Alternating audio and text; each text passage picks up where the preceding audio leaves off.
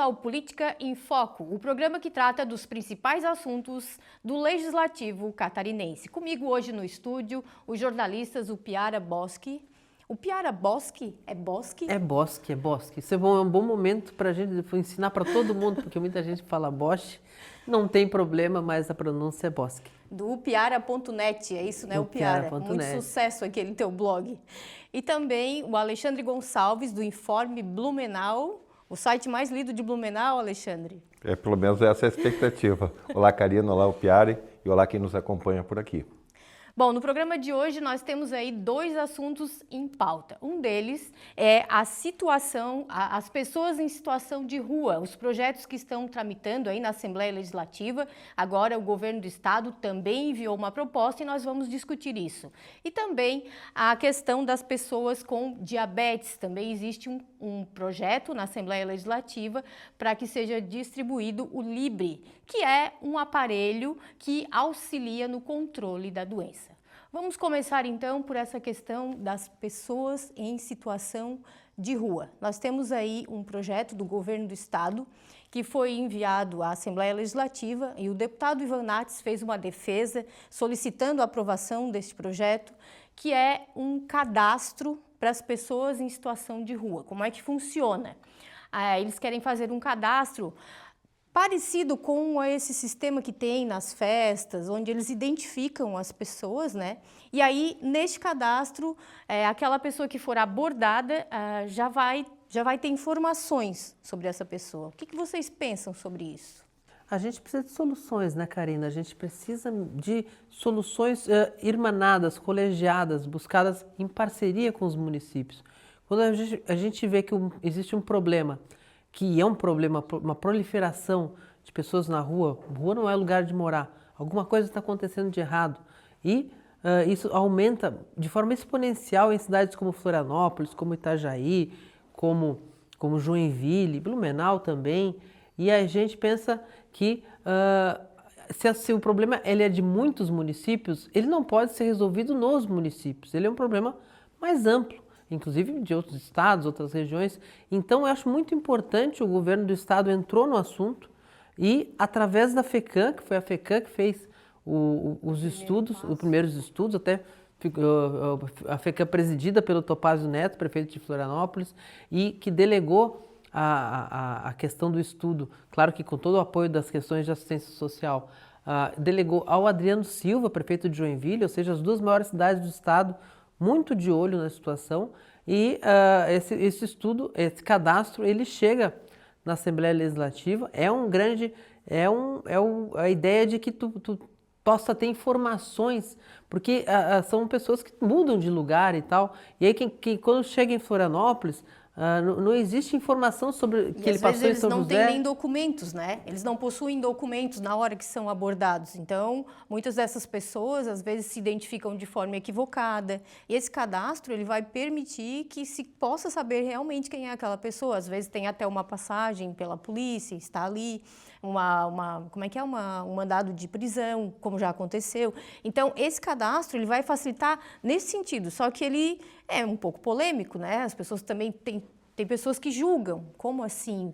Vai fazer um cadastro, né?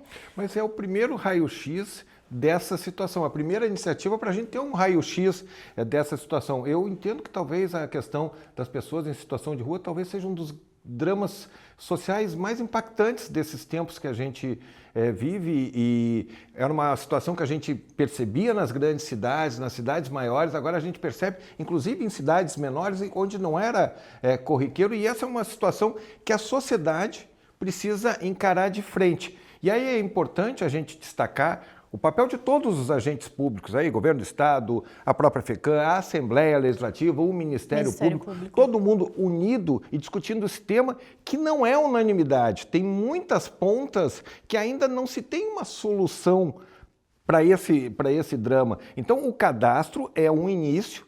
Santa Catarina, se eu não me engano, a última pesquisa de 2023 apontou quase 10 mil pessoas nessa situação. Certamente, se fizer um levantamento mais preciso, vai apontar talvez um número muito maior. Mas como o próprio autor desse cadastro fez na defesa de sua lei, só o cadastro não basta. A gente precisa avançar muito no diálogo e principalmente no diálogo com as prefeituras. Apesar da FECAM estar liderando esse processo, a gente percebe que muitas vezes se decide uma política pública, sendo que os responsáveis por implementar essa política na base, na ponta, que são os municípios, acabam não sendo ouvidos. Porque, tudo bem, o cadastro, mas qual é a solução para isso? Hoje mesmo a gente viu uma ação do Ministério Público dando visibilidade a uma situação que é polêmica, é o uso ou não, né, de armas, né, nesse tipo de abordagem. Né? E é também recorrente nessas abordagens ter essa preocupação com a segurança, inclusive de quem está fazendo essa abordagem. Então esse é um tema que precisa ser encarado de frente, bom que os entes públicos estão fazendo, que é uma iniciativa que começa agora. E eu acho que esse cadastro pode ajudar a fazer um mapa para Santa Catarina entender o tamanho do problema aqui no estado. Eu tenho aqui alguns números. Entre 2012 e 2022, a população de rua cresceu 211% no Brasil. Em Santa Catarina, entre 2016 e 2023, cresceu de 1.174 para 8.824. Quer dizer, 7.650 pessoas a mais nas ruas. Isso, números de 2023, isso deve ter aumentado. Por que esse aumento? O que está causando essa ida dessas pessoas para a rua? Por que está acontecendo isso? Bom, o que a gente vê em Santa Catarina, Karina, é um fenômeno que pode fazer parte até desse momento que Santa Catarina vive de exuberância econômica, de atração de pessoas. E da mesma forma que atrai pessoas que conseguem emprego, que têm perspectivas, que têm uma estrutura, também vem quem vem tentar a sorte, né? A gente via as imagens dos anos 70, as pessoas chegando de qualquer jeito em São Paulo, naqueles ônibus precários, chegava a migração, porque é o sonho, né? E muitas vezes é o sonho. E a gente, eu acho que o cadastro ele é muito importante porque ele pode nos ajudar a diferenciar uma coisa que é muito, muito relevante, que é diferenciar quem é o perfil do morador de rua. Aquele que teve um problema financeiro, não consegue aluguel, não consegue emprego, precisa de uma capacitação, está na rua. Aquele que é criminoso fichado, por isso que não aparece no RG desse aí, não vai aparecer mais, não vai aparecer nunca mais, porque ele não quer ser identificado, né?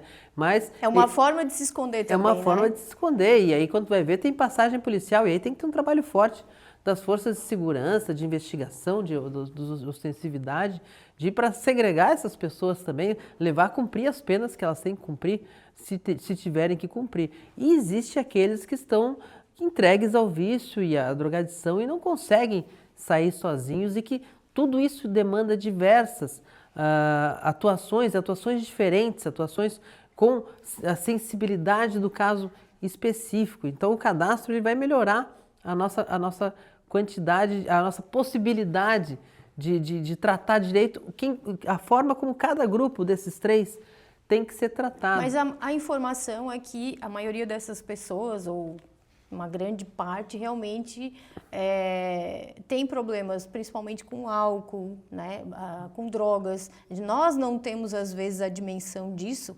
principalmente a questão do álcool. O álcool é né? Impressionante. Que é impressionante. E também as questões de saúde mental. A gente também vê ao longo das últimas décadas aumentando muito as questões de saúde mental. E aí, voltando à importância do cadastro, para a tua pergunta anterior, é sobre de onde é que vêm essas pessoas, são daqui.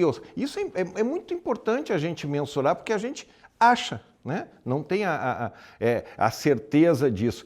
E a questão da saúde mental, a gente percebe cada vez mais pessoas fragilizadas, pessoas desencantadas. É por isso que eu digo, é um drama muito grande que a gente também tem que entender e faz parte desse pacote mais macro, uma iniciativa de criar projetos de mais assistência, capacitar os CRAS nas cidades para que possam atender esse público, porque também a gente percebe uma dificuldade muito grande em profissionais de saúde mental também, de assistência social e tudo, que possam atender essa demanda. Então é um desafio tamanho do bonde. Eu acredito que não há uma razão única para esse crescimento, mas também isso acompanha um crescimento populacional normal que vai também demanda que essa população acabe crescendo também. E temos um crescimento populacional em Santa Catarina acima do normal. Santa Catarina, entre um censo e outro, foi o estado que mais aumentou a população. Só perde para Roraima, mas Roraima é um estado muito pequeno, um estado com uma população do tamanho de Florianópolis e que teve a questão da Venezuela, então da vinda dos venezuelanos lá fugindo do governo Chávez. Então, tirando um caso muito específico de Roraima, Santa Catarina é o estado que mais cresce no Brasil e por diversos migração, pelo aumento, pela expectativa de vida alta que temos, por estar já nascendo mais gente, né? E nasce mais gente do que morre.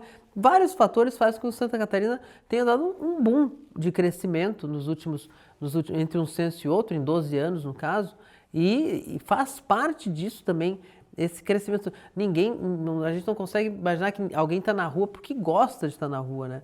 Geralmente, vários motivos, várias violências, várias frustrações levaram a isso. Eu fiz uma entrevista com o Egídio Ferrari, prefeito de Blumenau, e ele dizia pra gente que em Blumenau, diferentemente de Florianópolis, ou de Itajaí, ou de Balneário Camboriú, em que a maioria dos moradores de rua, de pessoas em situação de rua, vinham de outros municípios, em Blumenau, 80% era de Blumenau.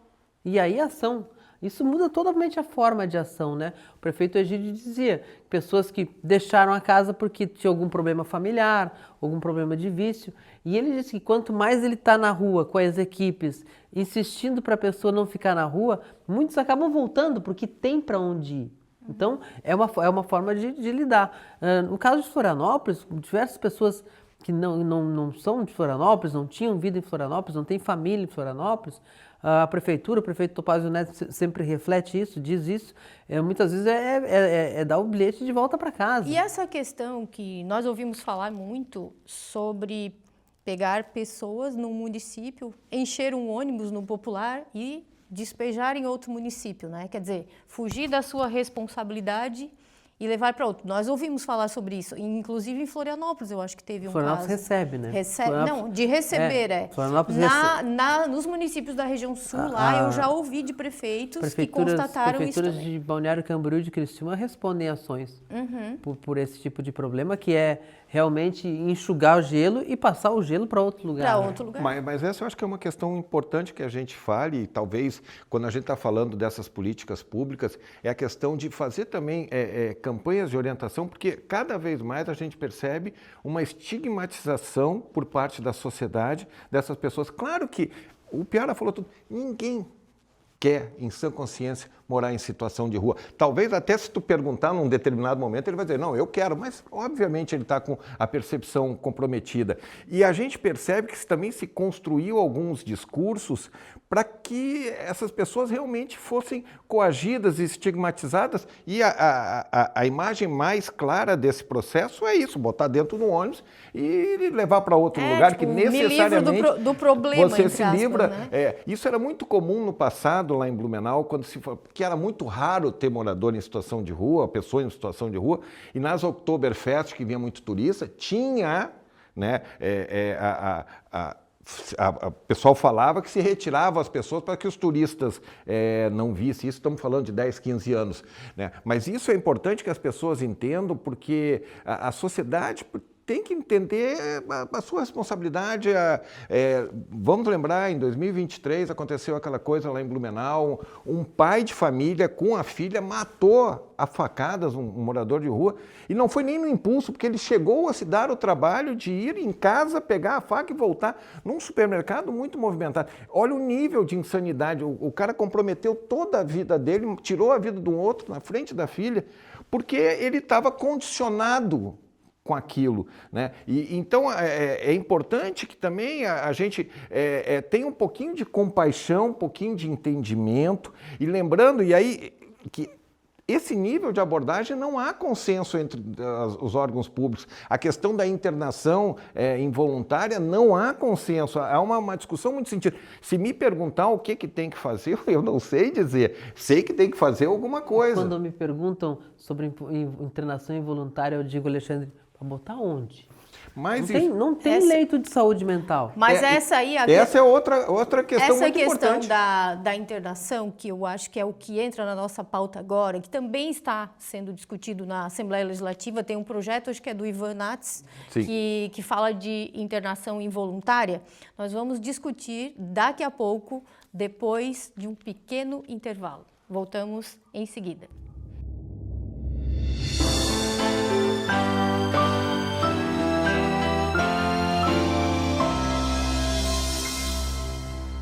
Voltamos com o Política em Foco e estamos discutindo aqui essa questão das pessoas em situação de rua.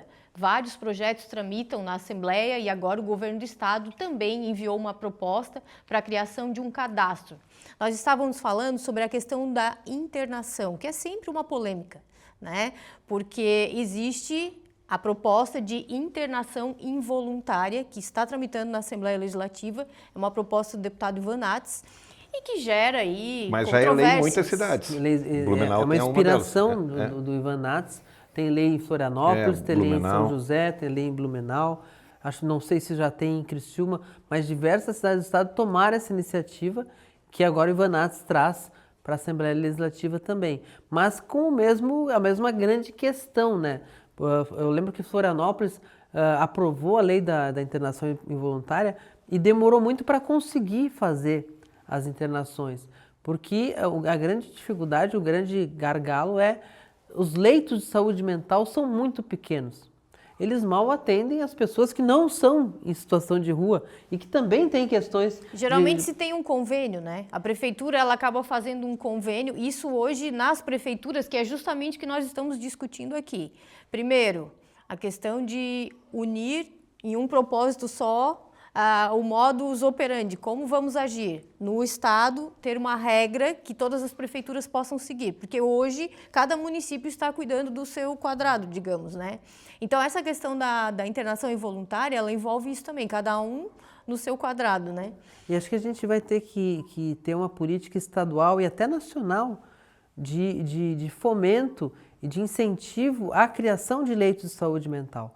A gente sabe que ele não é dentro das especialidades da saúde, não é a mais atrativa para o setor privado, é trabalhoso. E por quê? Porque, principalmente a dependência química, a internação, não é, o cara vai ficar lá 2, 3 dias e vai embora, vai se curar da dor, vai se curar do... Não, uma recuperação de qualquer tipo de dependência química é um processo demorado.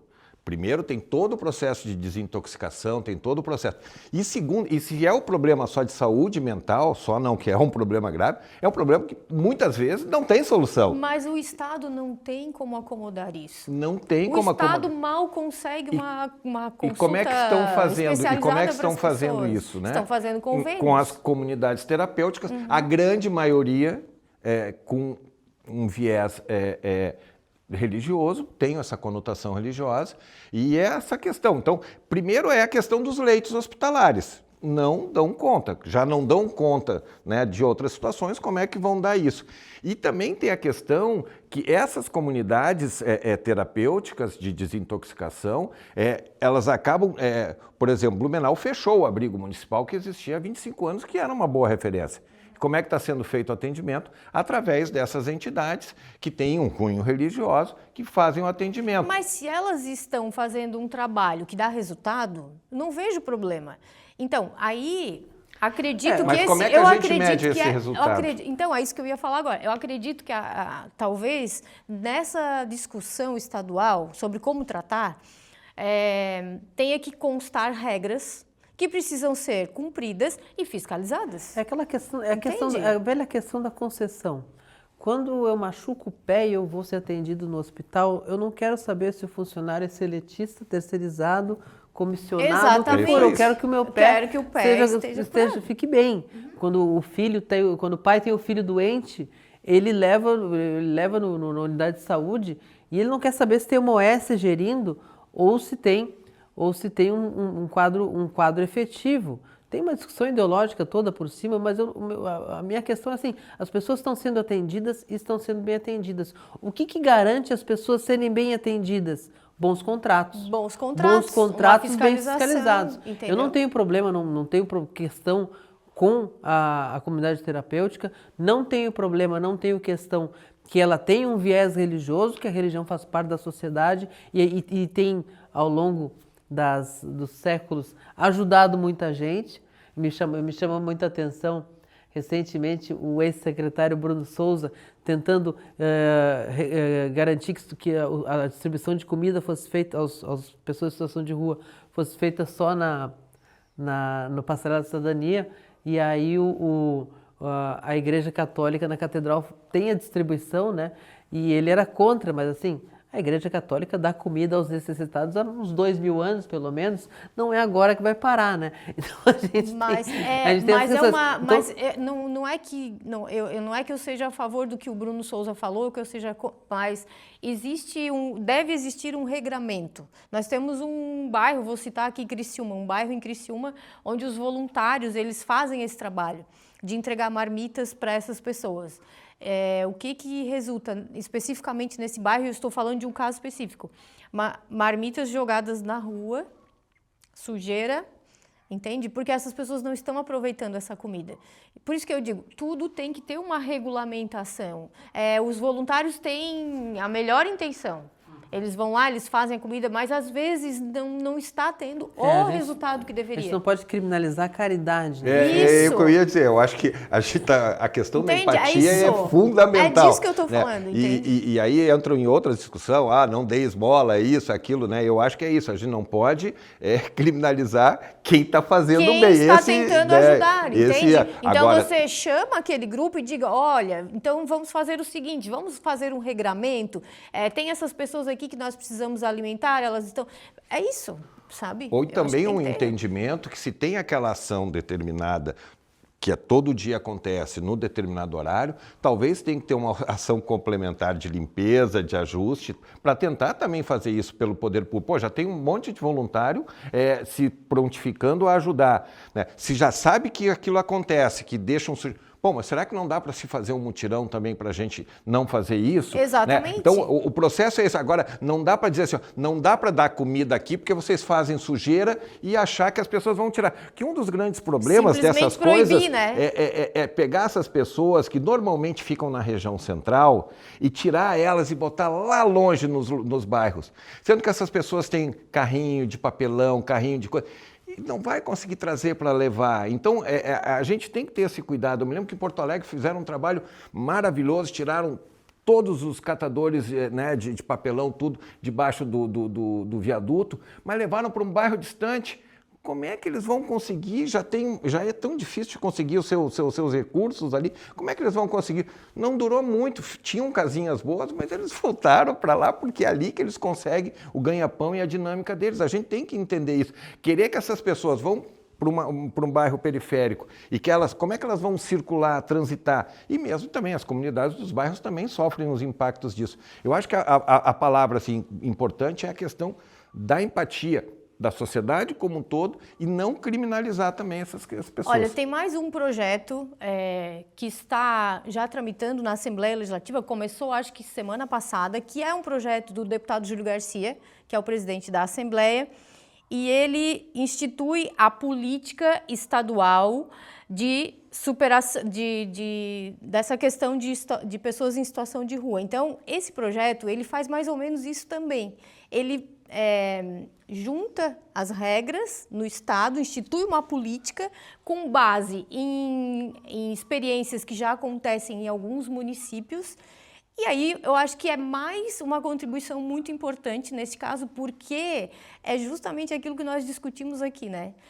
Se tivermos regras claras para que todos os municípios possam cumprir e que tenha aí uma fiscalização do Estado, acho que a coisa funciona melhor. A gente nenhum município vai resolver essa questão sozinho.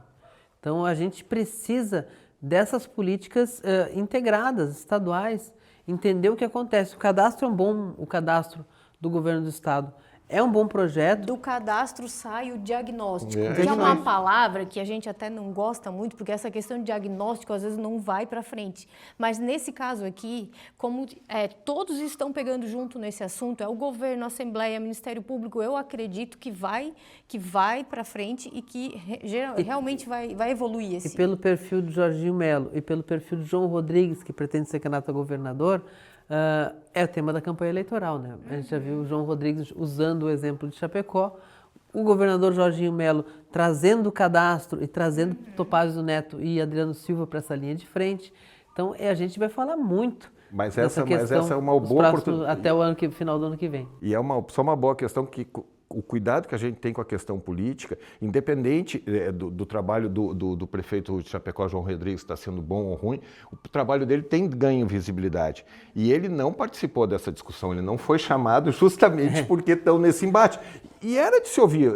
De novo, eu insisto, eu não tenho condição de dizer Não se é só melhor ou ele, pior. Juliana Pavan também não. Então, a Eu escolha peguei o foi exemplo dele pontual. porque ele é o mais pragmático. Então, quando eu vejo uma mesa de prefeitos, estava lá o prefeito de Blumenau, estava lá o Topázio, eles discutindo isso, e o João Rodrigues não estava, eu acho que tem alguma coisa errada. Aí é a política Mas tem partidária. que chamar todos para a discussão. Tem que chamar, e principalmente chamar. quem tem Tem que boas deixar a histórias para política contar. partidária de lado isso aí. nessa- Agora, tem uma nessa coisa hora. que eu acho que a gente tem que superar e que estamos começando a superar, eu estou percebendo, espero que seja uma percepção correta, é essa história do prefeito ir fazer abordagem de morador em situação de rua.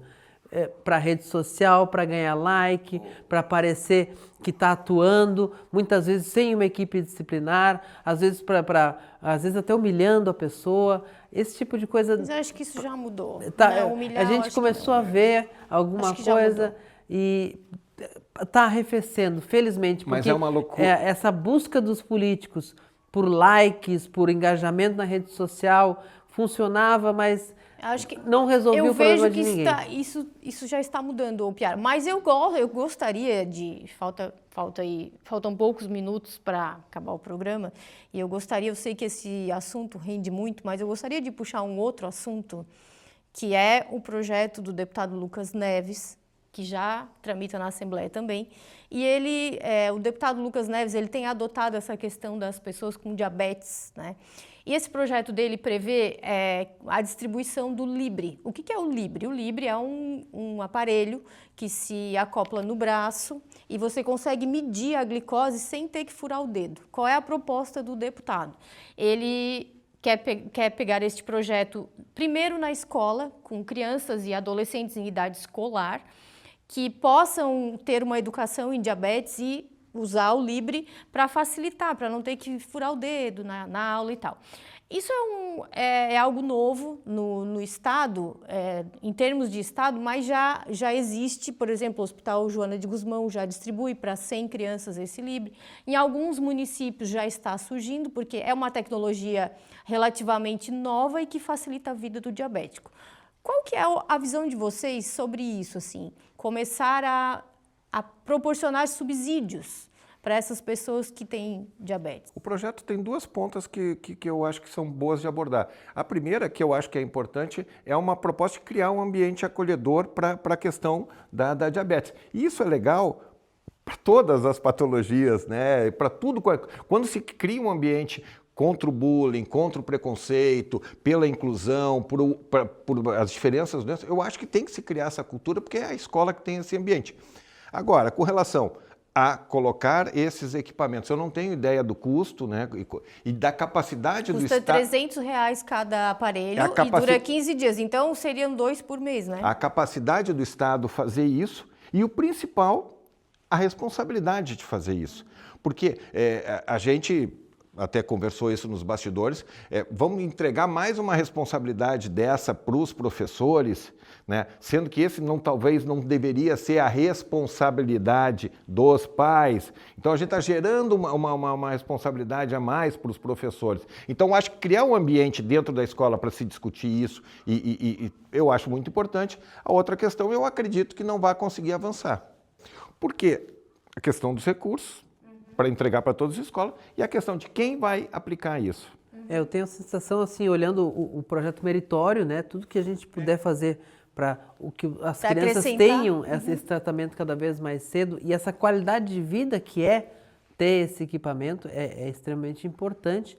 Santa Catarina é um estado que tem boas condições financeiras, mas primeiro tem uma questão, sendo um projeto de origem parlamentar, bem intencionado, do deputado Lucas Neves, mas já há talvez a possibilidade de um vice de origem aí, que é um projeto que gera custos, despesas ao executivo. Eu acho que é importante isso ser muito bem construído. O deputado Lucas tem boa relação com o governo do estado, tem boa relação com a prefeita de Lages, Carmen Zanotto, que foi secretária de saúde e tem bastante influência lá dentro ainda, para construir um projeto junto com o Estado. Foi o que aconteceu, Piara, em Criciúma. Eu pesquisei um pouco sobre isso. Em alguns municípios já existe uma lei feita na Câmara de Vereadores, Blumenau acho que tem, que é para a prefeitura entregar o Libre, no caso. E Criciúma é um caso diferente porque foi feito um programa na própria Secretaria de Saúde, não tem uma lei na Câmara de Vereadores, é um programa que vai ser lançado agora, dia 31 de julho. E o que foi feito?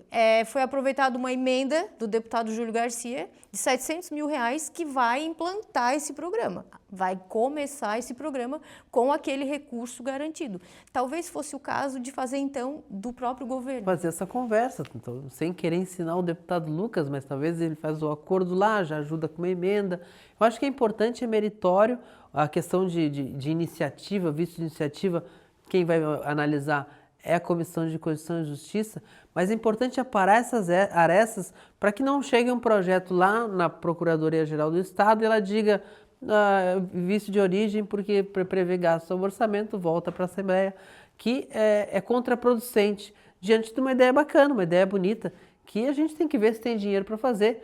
Acredito que o Estado consiga fazer, não me parece ser um gasto tão significativo, considerando que a gente está até comprando bolsa em universidade comunitária. Eu acho que tem dinheiro para isso. Na verdade, a questão do diabetes é uma doença que parece muito simples, mas ela é uma doença que ela traz muitas consequências se ela não tiver o controle e a informação, né? Então eu vejo como muito positivo que o poder público esteja abrindo os olhos também para isso, porque aquela criança ou aquele adolescente ou aquela pessoa que descobriu que é diabética e ela não tem um tratamento adequado, ela pode lá na frente estar sobrecarregando o sistema de saúde. Porque ela pode fazer uma hemodiálise, ela pode ter que amputar uma perna, e isso são consequências muito sérias. Então, para mim, eu vejo como positivo. E a gente percebe o protagonismo da Assembleia Legislativa nesses debates de saúde pública. Nós estamos falando de diabetes, mas aqui a gente já falou de autismo, já falamos de outros programas. Então, se a Assembleia é a caixa de ressonância da sociedade, é esse o espaço para fazer. Mesmo que faça com algum vício de origem, alguma questão, mas pelo menos está colocando o tema em pauta. Nós estamos aqui debatendo, falando sobre esse tema, então a gente percebe que a roda começa a girar nesse sentido. E assim, muitas vezes, muitos projetos que tinham vício de origem, o vício de iniciativa, eles eram tão meritórios que o governo foi lá e fez. Eu já vi governos, eu não vou citar as pessoas, mas eu já vi governos que ligaram para um deputado de oposição e dizendo: deputado, o projeto é muito bom, mas eu não vou conseguir passar o seu. Eu vou retirar e vou colocar o projeto na Assembleia e vou citar no projeto que foi uma sugestão sua. Isso é o tipo de coisa que o parlamento propicia, né? O parlamento é o lugar da troca de ideias, em que às vezes a gente deixa de lado as rivalidades em prol do bem comum e de um projeto meritório como esse. Que é o que tem que acontecer, né? Nos dois casos, dos moradores em situação de rua, dos diabéticos e de tantos outros que nós temos por aí que estão em discussão na Assembleia Legislativa. Eu quero agradecer aqui a presença de vocês, o Piara, muito obrigada pela presença, muito obrigada pela fala, sempre muito inteligente, aqui conosco, em mais um programa Política em Foco. Prazer é meu estar aqui com dois ícones da política regional aqui de Santa Catarina, mas com expressão estadual, que é muito importante. Não tem como a gente querer saber de Criciúma e de Blumenau sem dar uma olhadinha no site de vocês. É um prazer para mim estar aqui.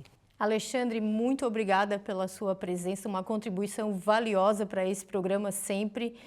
Foi um prazer poder trocar ideias e discutir contigo hoje. Obrigado, Karina. Obrigado, Piara. É sempre bom partilhar esse espaço com vocês e obrigado a você que nos acompanhou até esse momento. Terminamos então mais um Política em Foco.